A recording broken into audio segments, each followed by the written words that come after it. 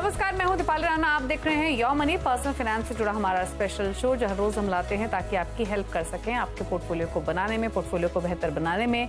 आप भी your money का हिस्सा बन सकते हैं, अपने क्वेश्चंस हम तक पहुंचा सकते हैं। तरीका बेहद आसान है, काफी सारे प्लेटफॉर्म है जिसके थ्रू आप कनेक्ट कर सकते हैं अपने तमाम क्वेरीज को हम तक भेजने के लिए। yourmoney@nw18.com हमारी ईमेल आईडी है, 7045220000 हमारा व्हाट्सएप नंबर है। फेसबुक ट्विटर पर आप ये शो लाइव भी देख सकते हैं और अपने क्वेश्चंस भी पोस्ट कर सकते हैं #आस्कआवाज योरमनी लिखकर।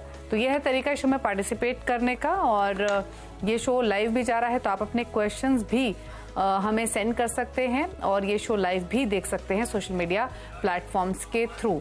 और योर मनी में आज आपकी सभी क्वेरीज को आंसर करने के लिए हमारे साथ है फिनसेफ इंडिया की फाउंडर और डायरेक्टर मृन अग्रवाल। मृन, नमस्कार, स्वागत है आपका। मृन से बातचीत करेंगे, उससे पहले कुछ इंटरेस्टिंग डेटा आपके सामने लेकर आते हैं। और अगर आप अगस्त के आंकड़े देखेंगे तो जो इक्विटी म्यूचुअल फंड्स हैं उसमें निवेश में जबरदस्त तेजी आई है और पिछले महीने के मुकाबले 2.5 गुना से ज्यादा उछाल आया है। अगस्त में सबसे ज्यादा निवेश मिड कैप और स्मॉल कैप फंड्स में आया।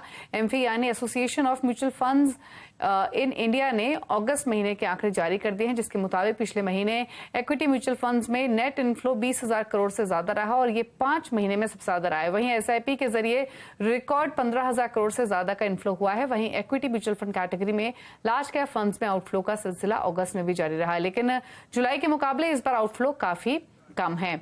मृन हमारे साथ मौजूद है। मृन से हालांकि हम क्वांट फंड्स के बारे में बातचीत करेंगे, लेकिन मृन, मिड कैप और स्मॉल कैप्स में जिस तरीके की रैली रही, एक्सपेक्टेशंस यही थी कि जो mid cap small cap category के म्यूचुअल फंड्स हैं वहां पर फ्लोज काफी एक्साइटिंग रहे होंगे, लेकिन क्या एक्सपेक्टेशंस हैं, क्योंकि इंडेक्स मिड कैप हो या स्मॉल कैप दोनों ही रिकॉर्ड हाइस पर हैं, क्या इनफ्लोज अभी भी आगे के लिए आ रहे हैं? अगर हम एसआईपीज की बात करें या फिर एक सेंस ये लेना चाहें कि सितंबर अक्टूबर कैसा रह सकता है? दूसरी तरफ रिडम्पशन लार्ज कैप्स में ही है या कुछ और सेगमेंट्स भी हैं?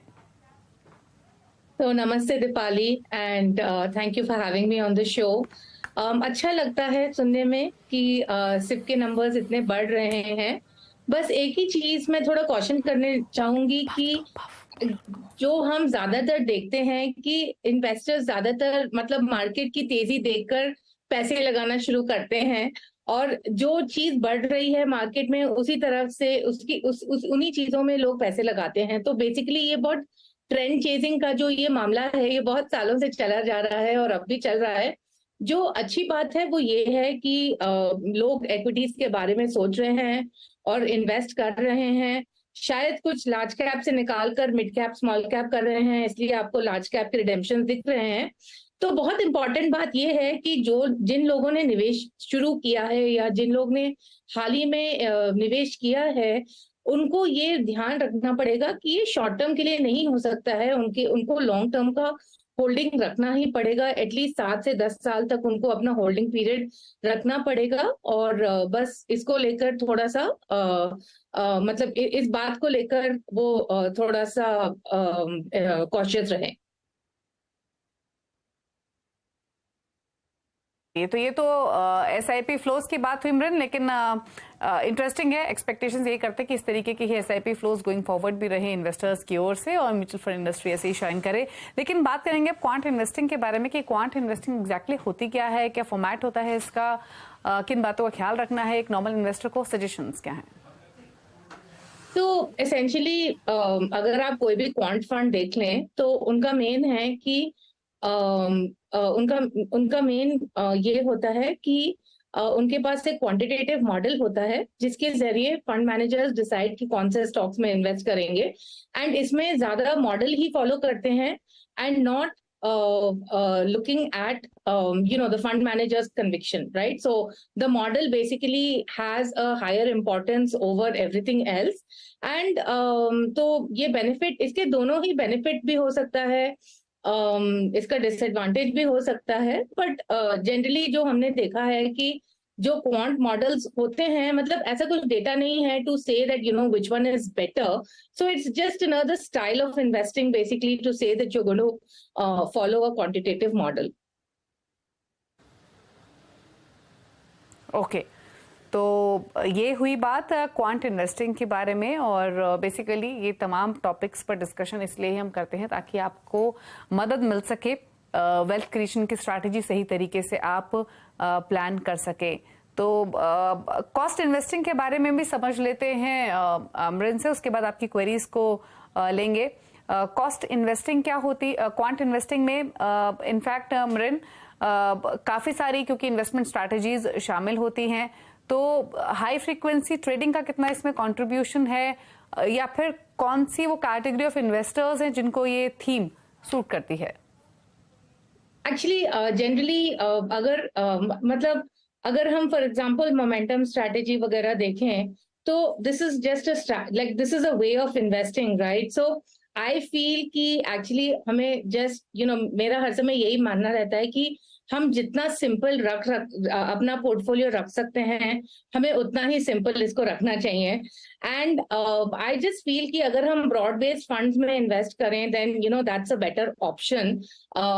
This is of course my personal opinion, but I just feel कि कभी कभी like for example if you look at high momentum और if you look at factor based investing for example, right, it may not always give you higher returns than just a plain index. So मुझे I just feel कि हमें जो simple diversified equity funds हैं उसमें invest करना चाहिए। Okay, चलिए, तो वेल्थ क्रिएशन की स्ट्रैटेजी, क्वांट इन्वेस्टिंग के बारे में बात हुई, इसके बेनिफिट्स की बातचीत हुई। अब लेते हैं यहाँ पे क्वेश्चंस को बिना देरी किए। अभिजीत कोलकाता से पहले और हमारे साथ कनेक्टेड भी हैं। अभिजीत नमस्कार, बताइए क्या सवाल है आपका? मेरा सवाल है कि मैंने आपको पोर्टफोलियो भेजा है, तो उसमें मैंने थोड़ा डिटेल शेयर किया है।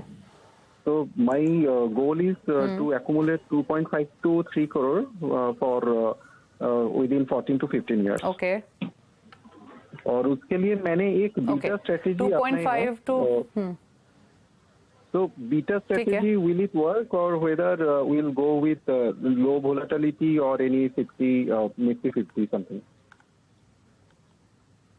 ओके, तो स्ट्रैटेजी का क्वेश्चन तो आपने सुना अमरिन। क्विकली मैं इनका पोर्टफोलियो आपको बता देती हूँ। 35,000 की फिलहाल इनकी एसआईपी चल रही है, और जो वेल्थ इन्होंने क्रिएट की इस पोर्टफोलियो से सो फार इस एसआईपी से वो क्लोजर टू 12 lakhs है, और 2.5 crores का टारगेट इन 15 years। और जो फंड्स इनके पास है उसमें पराग पारिक फ्लेक्सी कैप में 6,500 रुपए महीना, निपॉन इंडिया मल्टी कैप में 6,000 पर मंथ, मेरे एसेट इमर्जिंग ब्लू चिप में 5,500 पर मंथ है, निफ्टी यूटीआई 200 मोमेंटम में 3,000 per month, Kotak emerging equity में 5,000, क्वांट स्मॉल कैप में 5,000 और एसबीआई काउंटर में 4,000। इसके अलावा पीपीएफ में भी इनका इन्वेस्टमेंट है, एलआईसी की ट्रेडिशनल पॉलिसीज भी इन्होंने ली हुई और हेल्थ इंश्योरेंस भी है। तो ये इनका एक कंप्लीट पोर्टफोलियो है। क्या सजेशंस इनके फंड चॉइसेस, इनके पोर्टफोलियो पर और इनके गोल पर आपकी राय? तो सबसे पहले तो आपको 2.5 करोड़ इकट्ठा करने हैं 15 साल में।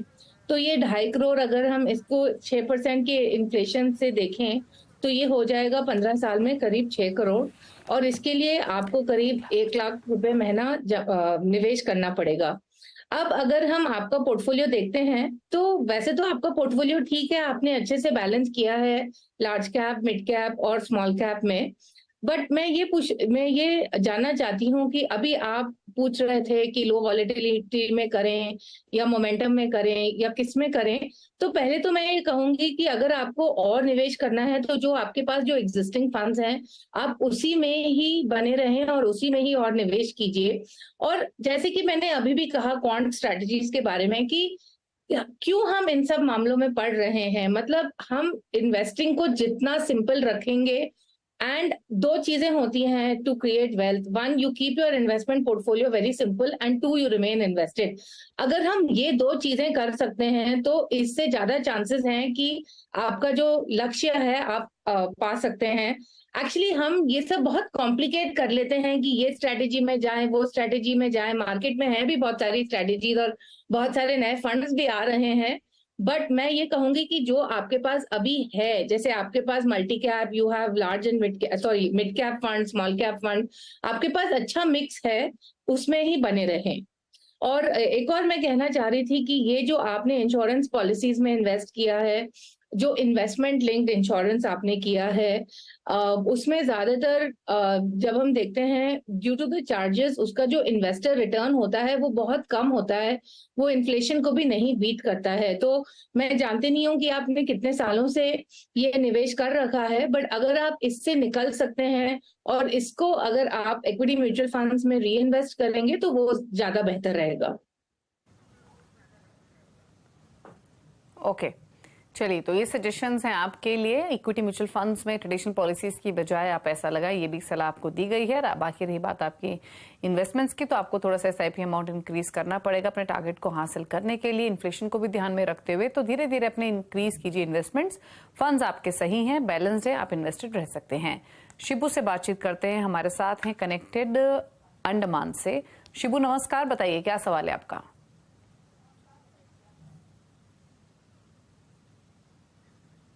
चलिए, फोन लाइन इनकी डिस्कनेक्ट हो गई है, इनका क्वेश्चन पिक कर लेते हैं। 12,000 पर मंथ किनकी एसआईपी चल रही है? रिसेंटली इन्होंने एसआईपी स्टार्ट की है, क्लोजर टू 4 मंथ्स ही हुए हैं, और 15 इयर्स में 50 लाख का टारगेट है। इनका पोर्टफोलियो में क्विकली मेंशन करूं तो इनके पास हैं टोटल 6 फंड्स, जिसमें Motilal Oswal Nifty mid cap fund इनके पास है, साथ ही है मोतीलाल ओसवाल का ही Nifty micro cap 250 index fund, एक है mid cap fund Motilal Oswal का, HDFC balanced advantage, UTI Nifty 50 index fund, वो साथ ही निपॉन इंडिया स्मॉल कैप और क्वांट एक्टिव फंड, और इन 6 के 6 फंड्स में 2000 ईच ऐड कर रहे हैं। सजेशन आपके इमरन इनके पोर्टफोलियो और इनके गोल पर।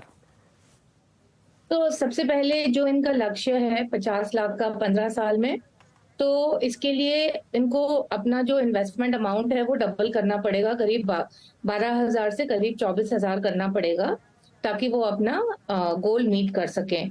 अब जब इनके फंड्स के बारे में बात आती है तो इनका भी पोर्टफोलियो उन्होंने अच्छे से बनाया है। 6 फंड्स इज इनफ, आपको इससे ज्यादा और कोई फंड्स की जरूरत है नहीं। वो इसीलिए क्योंकि आपने इंडेक्स फंड से लेकर सारी कैटेगरीज में इन्वेस्ट किया है। तो आपके पास इंडेक्स है, आपके पास लार्ज एंड मिड कैप है, आपके पास स्मॉल कैप है, आपके पास मिड कैप है, एंड आपके पास माइक्रो कैप की भी है। तो आपने सारी कैटेगरीज में इन्वेस्ट किया है, तो अभी और फंड्स नहीं ऐड कीजिएगा और इसी पोर्टफोलियो के साथ ही आप बने रहें। ओके, तो 24,000 की एसआईपी करें अपने गोल को हासिल करने के लिए। हालांकि एग्जिस्टिंग एसआईपी से भी गोल को आप अपने हासिल कर लेंगे, लेकिन 50 लाख की इन्फ्लेशन वैल्यू अगर आप कैलकुलेट करेंगे तो वो कहीं ज्यादा होगी, उसके लिए आपको एसआईपी ज्यादा की करनी चाहिए। एल्स आपके पोर्टफोलियो को देखें तो फंड चॉइसेस आपकी सही है, आप इन्वेस्टेड रहिए। आदित्य हैं आप शिमला से हमारे साथ। आदित्य नमस्कार, बताइए क्या सवाल है आपका? पहले तो नमस्कार आप सभी को। और मेरा अभी पोर्टफोलियो जो 50 लाख का ऑलरेडी है, and I am investing via mutual fund from last 2 or 3 years। तो करंटली जो एसआईपी मैं सोच रहा हूँ, जैसे अभी मार्केट कैप और small cap all time high पे है, तो मैं अपने पोर्टफोलियो में जो एसआईपी है उनको रीशफल करने का सोच रहा हूँ। तो करंटली मैंने अभी क्वांट मिड कैप फंड में 12.5 डाला है, और 12.5 लाख नहीं, ये मंथली एसआईपी का 12,500, और मेरी एपेटाइट मतलब मंथली अराउंड 30,000 के लिए है। तो मैंने नहीं, तो मुझे एक चीज बताइए, आपकी टोटल एसआईपी कितने की चल रही है अभी पर मंथ? पहले तो ये बताइए। हाँ जी, पर मंथ अभी अराउंड 60 के, बट मैं स्टेप अप करके 80 to 90 करना चाहता हूँ। ओके, 80 to 90 करना चाहते हैं। फिलहाल आपकी 70,000, क्लोजर टू 70,000 आपकी एसआईपी चल रही है। और रही बात आपके, अच्छा आपके जो फंड्स हैं, ये जो फंड्स आपने हमें भेजे यही हैं? 361 focused equity, Bandhan Nifty 50 index fund, Parag Parikh flexi cap और एडलवाइज स्मॉल कैप, नवीन एसडेक, Quant mid cap, JM value, इन सभी फंड्स में आप डाल रहे हैं? हाँ जी, मैं मिनिमम पे डाल रहा हूँ, तो बस इसके ऊपर रिव्यू लेना था। ओके ओके, तो बताइए क्या सजेशन, और नए फंड्स भी ऐड करना चाहते हैं जिन्होंने डिटेल्स भेजी थी, उसमें इन्होंने प्रिसाइसली मेंशन किया भी था। क्या सजेशन रहेगा इनके लिए? नए ऑल टाइम हाइस पर जब दोनों इंडेक्स हैं, तो मिड कैप स्मॉल कैप्स में एंट्री लेना कितना वाजिब है? इनफैक्ट ये क्वेश्चन तो बाकी व्यूअर्स का भी होगा आई एम श्योर। क्या सजेशन रन? तो देखिए, 2-3 बातें हैं। सबसे पहले इन्होंने जो पोर्टफोलियो भेजा है, इन्होंने कहा है कि इनके पोर्टफोलियो में 60 फंड हैं, तो ये तो बहुत ही ज्यादा ओवर डाइवर्सिफाइड है। अच्छा देखिए, जब भी आप अपना पोर्टफोलियो बनाते हैं या जब भी आप अपना पोर्टफोलियो मैनेज करते हैं, 2-3 चीजें बहुत जरूरी होती हैं। सबसे पहले ये कि हमें ऐसा पोर्टफोलियो बनाना है which is an all season portfolio. इसका मतलब ये है कि मतलब अभी स्मॉल कैप मिड कैप अच्छा कर रहा है, तो अभी हमने उसमें एंट्री ले ली, फिर बाद में कुछ और अच्छा करेगा तो फिर हम उसमें चले जाएंगे। ऐसे हम अपने पोर्टफोलियो को मैनेज नहीं कर सकते हैं। हमें अपना पोर्टफोलियो ऐसे बनाना है जो ऑल सीजन्स में अच्छा रहेगा। एंड इसके लिए पहले तो हमें इतने सारे फंड्स की जरूरत नहीं है। हमें जो चाहिए वो है 6 से 7 फंड, उससे उससे ज्यादा हमें फंड्स की जरूरत नहीं है। दूसरी बात ये है कि अगर हम इससे ज्यादा फंड्स करते हैं तो ये ओवर डाइवर्सिफिकेशन होता है, इससे कोई पोर्टफोलियो का रिटर्न एक्स्ट्रा नहीं आता है, बल्कि इसमें आपको बहुत प्रॉब्लम होगी, बिकॉज इसको ट्रैक करना ही बहुत मुश्किल हो जाता है। अब थोड़ा सा एक्चुअली जब मैंने आपके फंड्स को देखा तो मैं ये कहना चाह रही थी कि अगर हम फोकस्ड फंड्स को देखते हैं तो वो बहुत कॉन्सेंट्रेटेड होते हैं, right. Now with respect to NASDAQ 100 में आपने एक FOF में डाला है, right. So again, when I look at NASDAQ 100, of course, this year it's done really well, and that's why it's getting a lot of flows. But on what basis do you choose a international ETF or a FOF, right? इसमें हमें बस expenses ही नहीं, हमें बहुत और चीजें देखनी है, और जो बहुत इंपॉर्टेंट चीज हमें जो देखनी है वो है tracking error, right. Tracking error basically tracks how efficiently the fund is managed versus the index, right.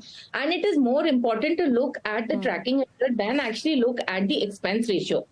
अब अगर आप FOF में इन्वेस्ट कर रहे हैं तो जो फंड में FOF इन्वेस्ट कर रहा है उसका भी आपको ट्रैकिंग एरर देखना पड़ेगा। तो मतलब बहुत लोग सोचते हैं कि ये पैसिव फंड में डालना बहुत आसान है, बस एक्सपेंस रेशियो देख लेंगे और वो ही बेहतर रहेगा, but that is not true. Because आप ये भी समझिए कि इंटरनेशनल फंड में जब पैसे डालते हैं तो फिर करेंसी की बात आती है, how efficiently are you managing the deployment of the forex, right? That is also very important, right? In foreign currency, how are you managing the whole conversion, everything, right? So it's not only looking at the, just looking at the expense ratio. बाकी बहुत सारे funds हैं, मतलब मैं देख रही हूँ value fund है और ये है और वो है। What I feel is कि I think you need to have a portfolio cleanup. And for example अभी आपने ये मुझे मालूम नहीं था कि आपने शुरू कर दिया है, मैंने एक्चुअली ऐसे पढ़ा कि आप शुरू करने वाले हैं। बट मैं ये बोलूंगी कि इंडिया में बहुत सारे डोमेस्टिक फंड्स हैं, मतलब 3 या 4 हैं, जिससे आपको इंटरनेशनल एक्सपोजर भी मिल जाएगा। And you are concentrating yourself on one index, which is NASDAQ, right? But you have funds like Parag Parikh, which anyway आपके पोर्टफोलियो में भी है, जिसमें आपको इंटरनेशनल एक्सपोजर मिल जाएगा across stocks. It's not only tech stocks, right. So I would say again please keep it simple. आपको इतने सारे फंड्स नहीं चाहिए, आपको इतनी सारी कैटेगरीज नहीं चाहिए। देयर इज नो नीड कि एक वैल्यू फंड हो और एक क्वांट फंड हो और एक थीमेटिक फंड हो और एक इंटरनेशनल फंड हो। You don't need all the categories of fund in your portfolio. What you need is 3-4 funds. तो मेरा जो रिकमेंडेड फंड्स हैं वो है Parag Parikh, Kotak emerging equity, Mirae mid cap, SBI small cap and Nippon small cap. These are the funds which I anyway always recommend.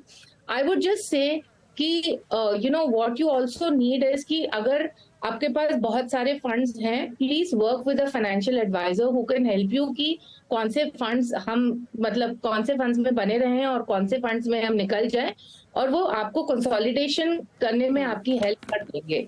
तो ये मेरी राय है। ओके, चलिए, तो सजेशन दिए गए हैं आपके पोर्टफोलियो को लेकर और इन्वेस्टेड रहिए। कुछ फंड्स आपको सजेस्ट भी किए गए हैं। चलिए, रुक रहे हैं इसी के साथ एक ब्रेक के लिए। ब्रेक के पर कुछ और क्वेश्चंस को करेंगे शामिल। आप देखते रहिए यो मनी। आप देख रहे हैं यो मनी। मृणाल गलवार हमारे साथ मौजूद हैं आपकी सभी क्वेरीज को आंसर करने के लिए। सवाल लेते हैं। निखिल जैन ने ईमेल के थ्रू क्वेश्चन भेजा है और ये सवाल इनका आया है 3000 की SIP को लेकर, जो इनकी मंथली SIP है। फिलहाल इन्होंने जो पोर्टफोलियो क्रिएट कर लिया है वो 30,000 का है। इनकी पोर्टफोलियो इनके इन्वेस्टमेंट्स के बेसिस पे 2 करोड़ का टारगेट लेके चल रहे हैं 15 इयर्स। फंड्स इनके पास जो है वो मैं क्विकली बता दूं 500 ईच ये फंड्स में डाल रहे हैं। और फिलहाल निपॉन इंडिया स्मॉल कैप, मेरे ऐसे tax saver, SBI small cap, Motilal Oswal mid cap, HDFC mid cap और SBI कॉन्ट्रा 6 फंड्स 5000 ईच। क्या सजेशंस? तो एक तो जब भी हम निवेश करते हैं हमें हर समय इन्फ्लेशन इनटू अकाउंट लेना चाहिए, because time value of money changes, right. तो अभी अगर हमारा 2 करोड़ का टारगेट है और उसमें हम 6% के हिसाब से भी इन्फ्लेशन लेते हैं तो तभी भी वो बन जाएगा ऑलमोस्ट 4.8 करोड़ 15 साल में, राइट। तो हमें ये जरूर ध्यान में रखना चाहिए कि अभी का जो 2 करोड़ है वो 15 साल के बाद 2 करोड़ नहीं रहेगा, वो बढ़ जाएगा। और इसीलिए इसी के हिसाब से हमें अपना निवेश भी करना है। तो जब हमने कैलकुलेशन किया तो इसमें आ रहा है कि आपको करीब 95,000 पर मंथ का इसमें निवेश करना पड़ेगा। तो आपको काफी निवेश बढ़ाना पड़ेगा। अब अगर हम आपके फंड्स के बारे में देखते हैं, तो फंड्स तो आपके पास अच्छे हैं। आपने ज्यादातर mid cap and small cap लिया है, जो अच्छा है एक तरीके से, क्योंकि आपका 15 साल का भी टाइम फ्रेम है इन्वेस्टमेंट के लिए। और जनरली जो mid cap and small cap funds होते हैं उसमें वॉलेटिलिटी ज्यादा रहती है। तो इसीलिए भी हम लोग रिकमेंड करते हैं कि आप उसमें 15 साल का तो आपको उसका इन्वेस्टमेंट होराइजन होना चाहिए। अब एक और बस मैं आपको ये कहना चाहूंगी कि फंड्स अभी ठीक हैं, इसमें और ऐड नहीं कीजिए। और अगर आप वॉलेटिलिटी देखेंगे आगे जाकर तो इसमें से मतलब निकलिएगा नहीं, इसमें बने ही रहिएगा। ओके, चलिए, तो आपके फंड्स को लेकर सजेशन दिए गए हैं और पूरे पोर्टफोलियो को लेकर फटाफट से पूछ लेते हैं मृन के टॉप 4 फंड्स जो वो सजेस्ट करना चाहेंगी हमारे इन्वेस्टर्स को, व्यूअर्स को। मृन, बताइए आपके चॉइसेस क्या हैं? So ICICI Nifty 50 Index Fund, Parag Parikh Flexi Cap Fund, Kotak Emerging Equity Fund, and SBI Small Cap Fund. तो ये मृन के टॉप 4 फंड्स, ऐसे Prudential Nifty 50 index, Parag Parikh flexi cap, Kotak emerging equity और एसबीआई स्मॉल कैप। इन funds के साथ एक कंप्लीट पोर्टफोलियो आप क्रिएट कर सकते हैं। थैंक यू मृन, शो में आने के लिए, सभी क्वेरीज को आंसर करने के लिए थैंक यू सो मच। इसी के साथ एक ब्रेक इस बार भी खबरें जारी CNBC आवाज पर। नमस्कार।